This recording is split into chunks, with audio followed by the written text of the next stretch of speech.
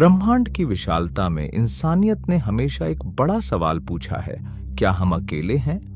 असंख्य सितारों और ग्रहों के बीच हो सकता है कहीं ऐसी दुनियाएं हों जहां जीवन हमारे पृथ्वी से परे मौजूद हो। लेकिन क्या हो अगर इसका जवाब हमारे जितना दूर नहीं बल्कि काफी करीब हो? क्या जीवन सिर्फ हमारी तरह के रॉकी प्लैनेट्स तक सीमित है, या फिर वो उन दूर दराज की पानी से भरी दुनियाओं में छुपा हो सकता है? आज हम एक सफर पर निकलेंगे ब्रह्मांड के उस हिस्से में जहां वाटर वर्ल्ड्स यानी पानी से भरे प्लैनेट्स और मून्स हो सकते हैं। क्या ये दुनिया एक्स्ट्रा टेरेस्ट्रियल लाइफ छुपाए हुए है, या फिर ये बस ठंडी, बंजर और लाइफलेस है? आइए जानते हैं कि पानी क्या सचमुच एलियन लाइफ के लिए एक छुपने की जगह हो सकता है।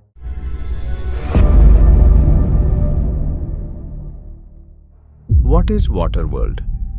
सबसे पहले हमें समझना होगा कि वाटर वर्ल्ड का मतलब क्या है।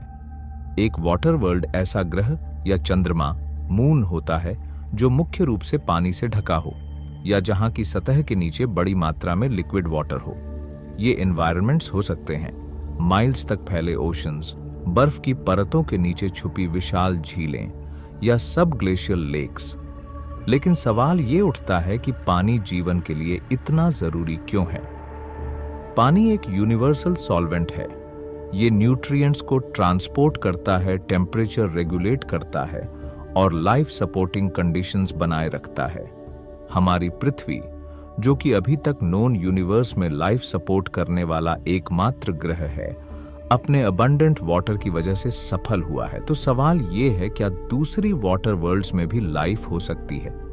आइए हमारे सोलर सिस्टम में मौजूद कुछ प्रॉमिसिंग वाटर वर्ल्ड्स पर नजर डालते हैं।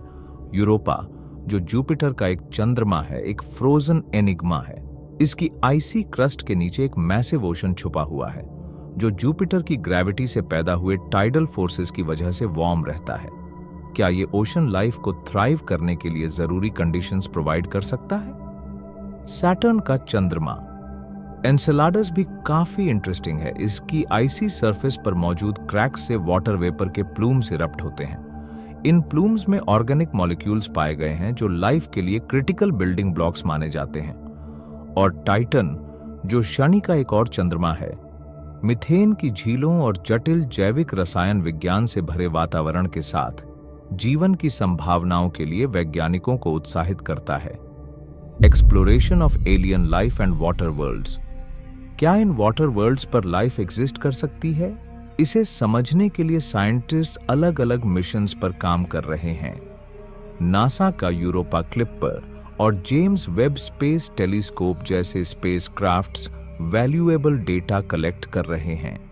ये डिस्टेंट मून्स और प्लैनेट्स की एटमॉस्फेयर, सरफेस स्ट्रक्चर और कार्बन, ऑक्सीजन, हाइड्रोजन जैसे की एलिमेंट्स की प्रेजेंस को स्टडी कर रहे हैं। यूरोपा इस समय सबसे प्रॉमिसिंग कैंडिडेट है लाइफ होस्ट करने के लिए। साइंटिस्ट्स मानते हैं कि इसकी आइसी क्रस्ट के नीचे एक वास्ट लिक्विड ओशन है। अगर ओशन फ्लोर पर हाइड्रोथर्मल वेंट्स मौजूद हैं, जैसे अर्थ के डीप ओशंस में होते हैं, तो ये लाइफ के लिए एनर्जी प्रोवाइड कर सकते हैं। एनसेलाडस के प्लूम्स में भी ऐसे एलिमेंट्स मिले हैं जो लाइफ के लिए जरूरी होते हैं। इन प्लूम्स का एनालिसिस ये बताता है कि वहां के सब ग्लेशियल ओशन का कांटेक्ट रॉकी कोर के साथ हो सकता है, जिससे केमिकल रिएक्शंस हो सकती हैं जो लाइफ फॉर्म करने के लिए जरूरी होती हैं। Conditions necessary for life. Life exist करने के लिए 3 चीजें जरूरी होती हैं: पानी, ऑर्गेनिक मॉलिक्यूल्स और एनर्जी सोर्स। पानी सॉल्वेंट की तरह काम करता है, केमिकल रिएक्शंस अलाउ करता है। ऑर्गेनिक मॉलिक्यूल्स जैसे अमीनो एसिड्स लाइफ के बिल्डिंग ब्लॉक्स होते हैं। और एनर्जी सोर्स, चाहे वो सूरज हो, वॉल्केनिक एक्टिविटी हो या कोई नेचुरल प्रोसेस, लाइफ को थ्राइव करने का फ्यूल प्रोवाइड करता है। पृथ्वी पर लाइफ उन जगहों पर भी एग्जिस्ट करती है जहां सनलाइट तक नहीं पहुंचती, जैसे डीप सी हाइड्रोथर्मल वेंट्स। यहां ऑर्गेनिजम्स डीप सी वेंट्स से मिलने वाली केमिकल एनर्जी पर सरवाइव करते हैं। क्या ऐसे एनवायरनमेंट्स यूरोपा, एनसेलाडस या टाइटन पर हो सकते हैं? Possible moons of our solar system. Europa, Enceladus और टाइटन जैसे मून्स काफी प्रॉमिसिंग कैंडिडेट्स हैं यूरोपा का ओशन उसके आइसी क्रस्ट से इंसुलेटेड है और जुपिटर की टाइडल फोर्सेस से जनरेट हुआ फ्रिक्शनल हीट ओशन को वार्म रख सकता है। नासा का यूरोपा क्लिपर मिशन इन पॉसिबिलिटीज को एक्सप्लोर करने के लिए डिटेल्ड डेटा कलेक्ट करेगा। एनसेलाडस के प्लूम्स, जिसमें ऑर्गेनिक मॉलिक्यूल्स, वाटर और सॉल्ट्स पाए गए हैं, साइंटिस्ट्स के लिए पहली बार डायरेक्ट एविडेंस प्रोवाइड करते हैं कि ये मून लाइफ को सपोर्ट कर सकता है। टाइटन के मीथेन और ईथेन की झीलें और जटिल ऑर्गेनिक एटमॉस्फेयर लाइफ के बारे में कुछ नया सीखने का अवसर देती है। Exoplanets and exploration beyond the solar system. Solar system से परे एक्सोप्लैनेट्स पर सर्च और एक्साइटिंग है। केपलर स्पेस टेलीस्कोप ने कई प्लैनेट्स डिस्कवर किए हैं जो हैबिटेबल जोन में आते हैं। केपलर 22b जैसा प्लैनेट, जो अर्थ साइज्ड है, एक प्रॉमिसिंग कैंडिडेट है। जेम्स वेब स्पेस टेलीस्कोप की मदद से दूरस्थ एक्सोप्लैनेट्स की एटमॉस्फेयर और वाटर वेपर के साइंस डिटेक्ट करना आसान होगा।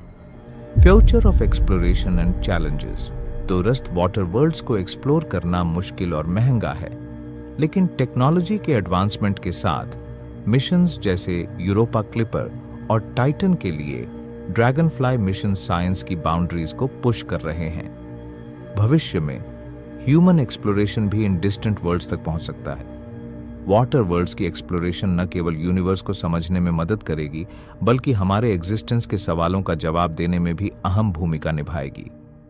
एक दिन जब हम तारों की ओर देखेंगे तो शायद हमें यह पता चल जाएगा कि हम ब्रह्मांड में अकेले नहीं हैं।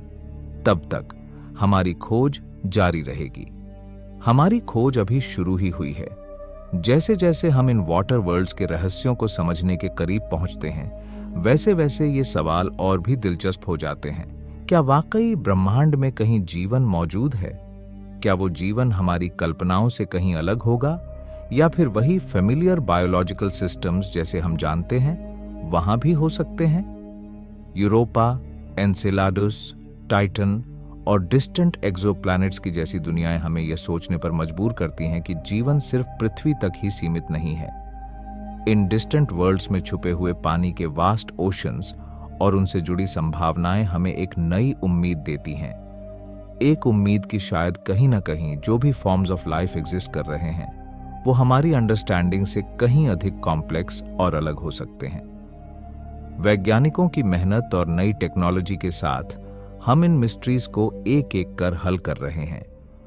हो सकता है कि कुछ सालों बाद हमें ऐसे प्रमाण मिले जो ये साबित कर दें कि ब्रह्मांड में हम अकेले नहीं हैं, लेकिन तब तक हमारी यात्रा जारी रहेगी और इन पानी से भरी दुनियाओं के भीतर छुपे जीवन के संकेतों की तलाश हमें हमेशा प्रेरित करती रहेगी। इस खोज में हम केवल डिस्टेंट वर्ल्ड्स के बारे में नहीं जान रहे, बल्कि यह भी समझ रहे हैं कि जीवन कहीं न कहीं किसी न किसी रूप में हमेशा मौजूद हो सकता है, चाहे वह पृथ्वी पर हो या फिर ब्रह्मांड के किसी कोने में।